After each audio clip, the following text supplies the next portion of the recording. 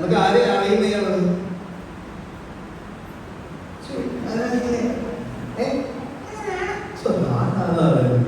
നോക്കി ഒരു ഹായ് പറഞ്ഞേ.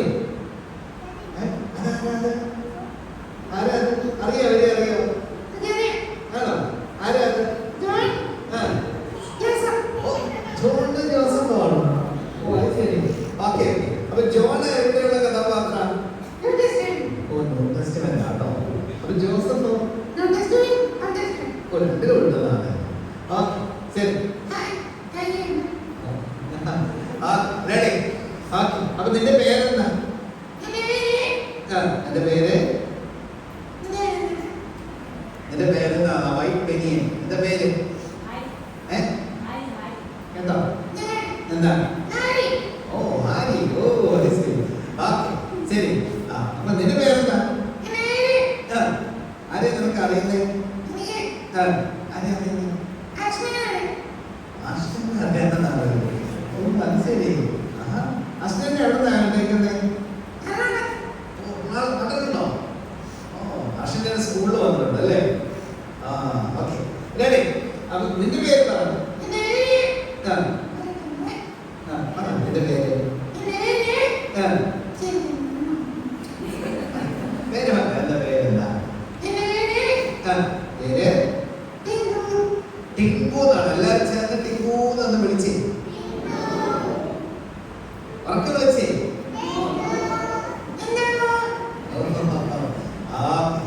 ടിങ്കു എന്റെ കൂടെയായിട്ട് ഒരുപാട് നാളായി. പല സ്ഥലത്തെ യാത്രയൊക്കെ പോകാറുണ്ട്. വിവിധ സ്ഥലത്ത് നിങ്ങൾ പ്രത്യേകിച്ച് മണിപ്പൂരിലൊക്കെ കടന്നുപോയി കേട്ടോ. മണിപ്പൂരിൽ പ്രശ്നബാധിതയുള്ള സ്ഥലമാണ്. അവിടെയുള്ള ക്യാമ്പുകളൊക്കെ പോയി കുഞ്ഞുങ്ങളെ എന്റർടൈൻ ചെയ്യാനും ദൈവസ്നേഹം പറഞ്ഞു കൊടുക്കാനും ഇടയായി. ഓക്കെ. അപ്പൊ ഇവർക്ക് വേണ്ടി എന്താ നീ ചെയ്യാൻ വേണ്ടേ? പാട്ട് പാടുവോ? നന്നായി പാടുവോ? റെഡി. അപ്പൊ 1 2 3 എന്ന് പറയുമ്പോൾ പാടും കേട്ടോ. റെഡി? 1 2 3. റെഡി? 1 2 3 ഞാൻ പറഞ്ഞ 3 കഴിഞ്ഞ് സ്റ്റാർട്ട് ഞാൻ പറഞ്ഞിട്ട് പാടിയാ കേട്ടോ. റെഡി? 1 2 3 സ്റ്റാർട്ട്.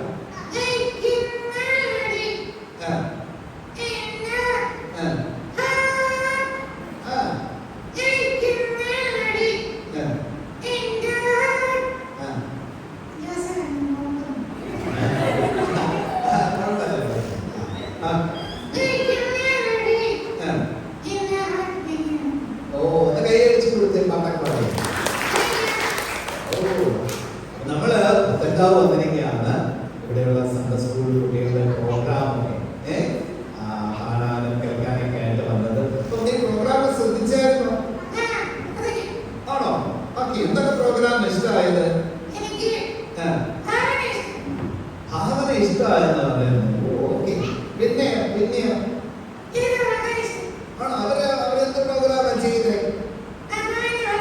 ഓ ആത്മാവിന്റെ ഫലങ്ങളല്ലേ? ഓ ശരി. എത്ര എണ്ണമുണ്ട് ആത്മാവിന്റെ ഫലങ്ങള്? ശരിയാണോ? ഒന്നാണോ? അറിയില്ല അല്ലേ? Very good. ഓക്കെ. ശരി. അപ്പൊ പഠിച്ചിട്ടുണ്ട് കേട്ടോ. ബാക്കിയൊക്കെ അറിയാം? അറിയോ? ഓ അത് ശരി. ഓക്കെ. അപ്പൊ ടിങ്കുവിന് ഏറ്റവും കൂടുതൽ ഇഷ്ടം ആരോടാണ്? എല്ലാവരും ഇഷ്ടം. എന്നാലും കൂടുതൽ ഇഷ്ടം ആരെയാണ്? അംഗന്മാരൊക്കെ ഉണ്ട്. അവിടെയാണോ? എല്ലാവരും ഇഷ്ടം ആണോ? എല്ലാവരും ഇഷ്ടമാണ്. എന്നാലും കൂടുതൽ ഇഷ്ടം ആരോടായിരിക്കും? ജോസഫല്ലേ അറിയാത്ത ആരുടെ കൂടുതൽ ഇഷ്ടം? എന്നോടാണ്. എന്നെ ഇഷ്ടം. അതെന്താ എന്നെ ഇഷ്ടപ്പെടാൻ കാരണം? എന്നെ ഇഷ്ടമാണ്. പക്ഷെ ചില സമയത്ത് ഇവനെ ഞാൻ അടിക്കുകയൊക്കെ ചെയ്തവരോട് എനിക്ക് അതല്ലേ ഇഷ്ടമല്ല. അല്ലേ? നമ്മൾ ചിലപ്പോൾ വളർത്തില്ലേ? പപ്പയും മമ്മിയും വല്ല വഴക്ക് പറഞ്ഞു കഴിഞ്ഞാൽ നീ പപ്പയോട് കൂട്ടിയില്ല, മമ്മിയോട് കൂട്ടിയില്ല അല്ലേ? പറയത്തില്ലേ? ഇല്ല പറയത്തില്ലേ? ശരി. അപ്പൊ ലോകത്തില് പലതരത്തിലുള്ള സ്നേഹ അതുപോലെ നമുക്കെല്ലാം ഇഷ്ടപ്പെട്ട പല കാര്യങ്ങളും. ചിലർക്ക് മൃഗങ്ങളെ ഇഷ്ടമാണ്, പക്ഷികളെ ഇഷ്ടമാണ്, പൂച്ചയെ ഇഷ്ടമാണ്, അല്ലേ? പലതരത്തിലുള്ള ഇഷ്ടങ്ങളുണ്ട്, സ്നേഹങ്ങളുണ്ട്. എന്നാൽ നമ്മിലെല്ലാം ഉണ്ടായിരിക്കേണ്ട ഒരു സ്നേഹമുണ്ട്. ഏതാ സ്നേഹം പറയാമോ? ഏതാ സ്നേഹം? ദൈവസ്നേഹം. നമ്മിലെല്ലാം ഉണ്ടായിരിക്കേണ്ടതാണ് ദൈവസ്നേഹം. ദൈവസ്നേഹത്തിന്റെ പ്രത്യേകത എന്തെങ്കിലും നിങ്ങൾക്ക് അറിയാമോ? എന്താ പറഞ്ഞു? ശരിയാണല്ലേ? നിത്യമായ സ്നേഹത്താലാണ് ദൈവം നമ്മളെ സ്നേഹിച്ചത്. ഏത് വാക്യത്തില? യിരെമ്യാവ് 31:3 പറയാണ്, നിത്യസ്നേഹം കൊണ്ട് ഞാൻ നിന്നെ സ്നേഹിച്ചിരിക്കുന്നു. പിന്നെ ദൈവസ്നേഹത്തിന്റെ പ്രത്യേകത എന്താ? നീതീകരിക്കുന്ന സ്നേഹമാണ്, അല്ലേ? പാപം ചെയ്ത മനുഷ്യനെ നീതീകരിച്ചു. നമ്മിലെല്ലാം പാപമുണ്ട്. നമ്മൾ പാപം ചെയ്ത് പാപിയായതാണോ അതോ ജന്മന പാപത്തിലാണോ? ജന്മന പാപത്തിലാണ് നമ്മൾ ജനിച്ചത്, അല്ലേ? റോമർ 5:12 എത്ര പേർക്ക് അറിയാം? വേഗം പറഞ്ഞു, അല്ലെങ്കിൽ ഇപ്പൊ പറയുകയാണ്. റോമർ 5:12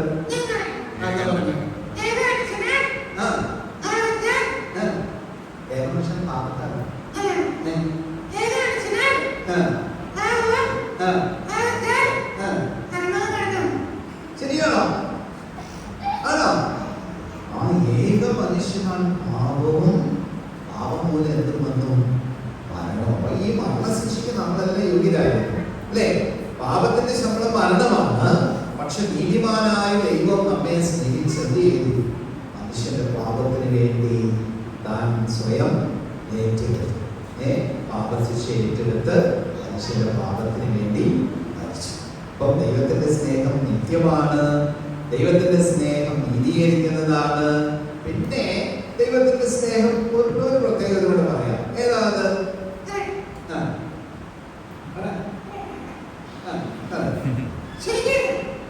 ക്ഷമിക്കുന്നതാണ്, അല്ലേ? ദൈവത്തിന്റെ സ്നേഹം ക്ഷമിക്കുന്നതാണ്. നമുക്ക് ക്ഷമിക്കാനൊക്കെ മടിയുള്ള കുഴപ്പമില്ല, അല്ലേ?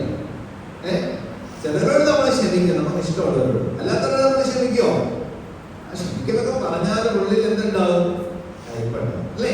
പക്ഷെ ദൈവത്തിന്റെ സ്നേഹം ക്ഷമിക്കുന്ന സ്നേഹമാണ്. ആരോടെ ക്ഷമിച്ചെന്ന് അറിയാമോ? ആരോടാ ക്ഷമിച്ചേ? പാപം ചെയ്ത വ്യക്തികളായിരുന്നു നമ്മൾ. എന്ത് ചെയ്തു?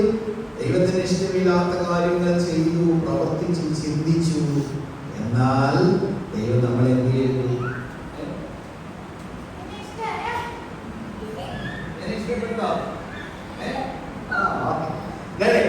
അപ്പം അങ്ങനെയുള്ള മനുഷ്യനോട് ദൈവം ക്ഷമിച്ചു. ദീർഘക്ഷമയാണ്. 3 കാര്യങ്ങൾ പറഞ്ഞു ദൈവത്തിന്റെ സ്നേഹത്തിന്റെ 3 പ്രത്യേകതകൾ. ആർക്ക് പറയാം? ആരാ പെട്ടെന്ന് പറയുന്നേ? വേഗം വേഗം. ഒന്ന്, റോസ് ഷാൾ ഇട്ട ആൾ പറയുന്നതാണ്. പറഞ്ഞു അറിയില്ല. ദൈവത്തിന്റെ സ്നേഹം എന്നേക്കുള്ളതാണ്. പറഞ്ഞേ. നീതീകരിക്കുന്നതാണ്, ക്ഷമിക്കുന്നതാണ്. ശരി. അപ്പൊ ഒരു താങ്കേക്ക് പറഞ്ഞിട്ട് പതിയെ പോകും. പറയാണ്. ഓക്കെ, പറഞ്ഞു. രണ്ടാം പറഞ്ഞു. അവർ പറയും. രണ്ടാം നിങ്ങൾ പറയത്തില്ല. രണ്ടാം റെഡി?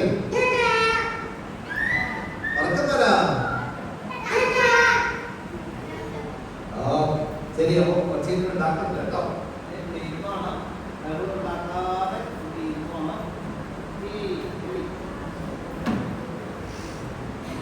ഒരു വേദഭാഗമായിട്ട് നമുക്ക് വായിക്കാം. ഫിലിപ്പിയ ലേഖനം 1-ാം അധ്യായം. ഫിലിപ്പിയ ലേഖനം 1-ാം അധ്യായം.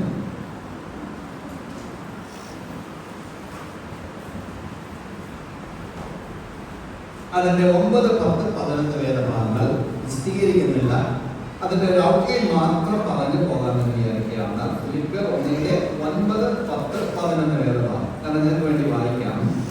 നിങ്ങളുടെ സ്നേഹം മേൽക്കുമേൽ പരിജ്ഞാനത്തിലും സകല വിവേകത്തിലും വർദ്ധിച്ചു വന്നിട്ട് നിങ്ങൾ ഭേദങ്ങളെ വിവേചിക്കുമാറാവണം എന്നും ക്രിസ്തുവിന്റെ നാളിലേക്ക് നിർമ്മലന്മാരും ഇടർച്ചയില്ലാത്തവരും ദൈവത്തിന്റെ മഹത്വത്തിനും പുകഴ്ചയ്ക്കുമായി യേശുക്രിസ്തുവിനാൽ നീതിഫലം നിറഞ്ഞവരായി തീരണമെന്നും ഞാൻ പ്രാർത്ഥിക്കുന്നു.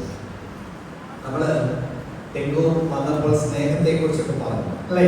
സ്നേഹത്തിന്റെ പ്രത്യേകതകളെ കുറിച്ച് നമ്മൾ പറയാണ് നിങ്ങളുടെ സ്നേഹം. അപ്പൊ ഇത് വിശ്വാസികൾക്കാണ് എഴുതുന്നത്. വിശ്വാസികളോട് പറയാണ് നിങ്ങളിൽ ഒരു സ്നേഹമുണ്ട്. അപ്പൊ നമുക്കൊരു മരത്തോട് ചിന്തിക്കാം. ഒരു മരം, ഒരു ചെടി വളരണമെങ്കിൽ അതിലൊരു സീഡ് ഉണ്ടാകണം. ആ സീഡ് വളർന്ന് മരമാകണം. ആ മരം വളർന്ന് ഫലം കായ്ക്കണം. അപ്പൊ 3 കാര്യങ്ങളുണ്ട്. എന്താ? ഒന്ന് വിത്ത് വേണം,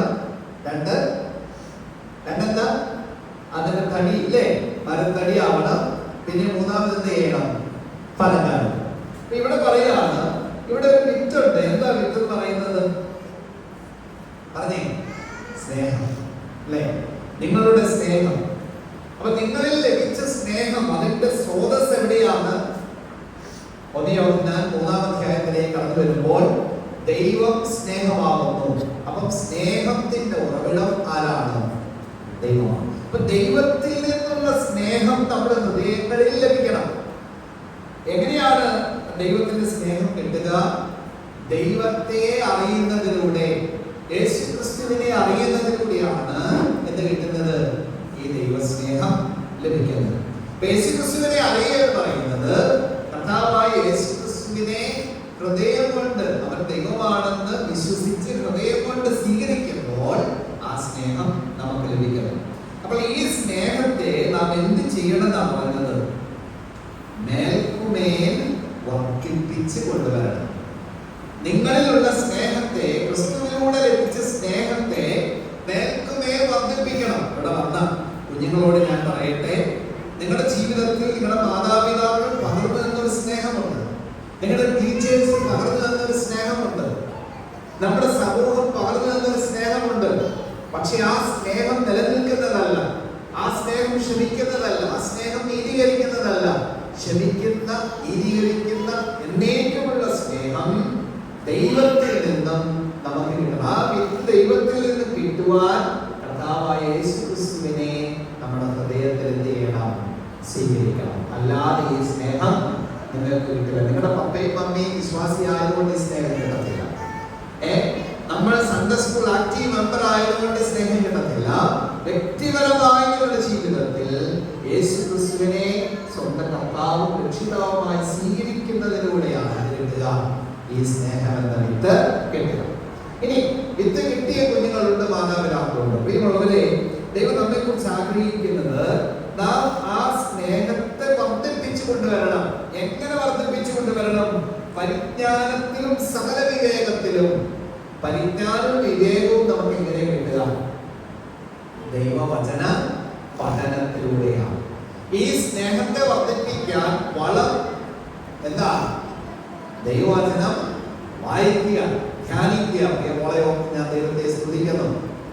അവിടെ റോമലേഖനം ഒരധ്യായം പൂർണ്ണമായിട്ട് പറയുവാനായിട്ട് ഇടയായിട്ടല്ലേ? റോമർ 12 പറഞ്ഞു. ദൈവം അനുഗ്രഹിക്കട്ടെ. ആ 72 വാക്യങ്ങൾ നമ്മൾ കാണാതെ പറഞ്ഞു. നമ്മുടെ ജീവിതത്തിലും തിരുവചനത്തെ ധ്യാനിക്കുകയും പഠിക്കുകയും ചെയ്യുക. സഭയോ ഞാൻ ദൈവത്തെ സ്തുതിക്കുകയാണ്. ലേഖനം ഡീപ്പായിട്ട് പഠിക്കുന്നതിനെ കുറിച്ച് ഞാൻ കേൾക്കാൻ ഇടയായിട്ടുള്ളത്. കാരണം ഈ സ്നേഹത്തെ വർദ്ധിപ്പിക്കാൻ വേറെ മാർഗം ഇല്ല. ദൈവവചനം പഠിക്കുക, വ്യക്തിപരമായി പഠിക്കുക, സഭയായിട്ട് പഠിക്കുക എന്നുള്ളതാണ്. അപ്പം പരിജ്ഞാനത്തിലും സകല വിവേകത്തിൽ അതിനെ വർദ്ധിപ്പിച്ചു കൊണ്ടുവരണം. അങ്ങനെ വർദ്ധിപ്പിച്ചു കൊണ്ടുവന്നാലുള്ള ഗുണം എന്താ? ഈ സ്നേഹത്തെ വചനത്തിനനുസരിച്ച് വർദ്ധിപ്പിച്ചു കൊണ്ടുവന്നാലുള്ള ഗുണം എന്താണ്? അതാണ് അടുത്ത വാക്യത്തിൽ പറയുന്നത്. എന്താ വാക്യത്തിൽ പറയുന്നത്? നിങ്ങൾക്ക് ഭേദാഭേദങ്ങളെ വിവേചിച്ചറിയാൻ പറ്റും. ഇംഗ്ലീഷിൽ കൊടുത്തിരിക്കുന്നത് you can approve things are excellent. Excellent ആയ കാര്യങ്ങൾക്ക് നിനക്ക് എന്ത് ചെയ്യാൻ പറ്റും? അപ്രൂവ് കൊടുക്കാൻ പറ്റും. നന്മ തിന്മകളെ തിരിച്ചറിയാൻ പറ്റും. കൺഫ്യൂസ്ഡ് ആയ ലോകത്താണ് നമ്മൾ. വിവാഹം വേണോ വേണ്ടയോ? വേണമെന്ന് പറയുന്ന ആൾക്കാരുണ്ട്, വേണ്ടെന്ന് പറയുന്ന ആൾക്കാരുണ്ട്. ഇനി മാതാപിതാക്കളെ സ്നേഹിക്കണോ വേണ്ടോ വേണ്ടയോ? നമ്മൾ ഇന്ന് തിരുവചനത്തിന്റെ അടിസ്ഥാനത്തിൽ പുലർത്തി വരുന്ന പല കാര്യങ്ങളും വേണ്ടെന്ന് വെക്കുന്ന കാലത്തിൽ നമ്മൾ വന്നു നിൽക്കുക. എന്നാൽ പ്രിയമുള്ളവരെ, ഇത് വചനമനുസരിച്ച് വന്ന എക്സലന്റ് ആയ കാര്യത്തെ നമുക്ക് വിവേചിച്ചറിയാൻ പറ്റും. ലാസ്റ്റ് നിങ്ങൾ പറഞ്ഞു നിർത്താം. അങ്ങനെ നിങ്ങൾക്ക് എന്ത് ചെയ്യും? നീതി ഫലം കായ്ക്കാൻ പറ്റും. അപ്പൊ വിത്ത് വേണം. ആ വിത്തിനെ നന്നായി വളർത്തി കൊണ്ടുവന്ന് എന്ത് കഴിക്കണം? നീതി ഫലം. ദൈവം നിങ്ങളെ അതിനായിട്ട് സഹായിക്കട്ടെ. സഭയെ അതിനായിട്ട് ബലപ്പെടുത്തട്ടെ. വരുന്ന നാളുകളിൽ ഇവരുടെ കുഞ്ഞുങ്ങൾ വളർന്ന് നീതിഫലം കായ്ക്കണം. സഭാവിശ്വാസികൾ നീതിഫലം കായ്ക്കുന്നവരായി തീരുക. സഹായിക്കട്ടെ. എനിക്കൊരു അവസരത്തെ ഓർത്ത് ഞാൻ നന്ദി പറയുന്നു. ദൈവനാമം